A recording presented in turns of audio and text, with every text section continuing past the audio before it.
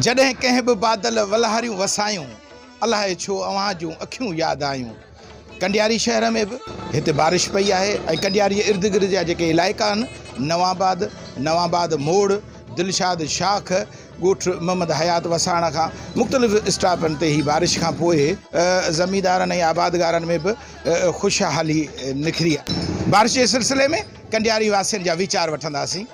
एक तरफ मौसम खुशगवार थी वही है, बे तरफ जेका पानी की खोट हब्स हुई, जो लाइट जो बहरान हो उन अलहमदुल्ला असांखे तकलीफ़ का कंहिं क़दुरु जेको आहे सो जेका शहरनि जे लाइ वॾी ख़ुशख़बरी है जो बरसात वसी गर्मी जो टुटी पियो आहे ऐं असांजा ॿाहिरि जा जेके माण्हू हुआ जिन जा फसल पोखल हुआ उन्हनि माण्हुनि में जेको आहे बहार ही नज़र अचे पई, जंहिंमें अल्लाह जी तरफ़ का नेमत बरसात पई आहे।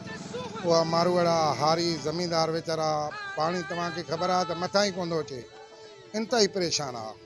सो अल्लाह जी तरफ़ा नेमत पई आहे, बरसात पई आहे, ॾाढा ख़ुशि आहिनि। शहर जी मौसम तमामु सुठी थी वई आहे ऐं माण्हू रौनक ते निकिता।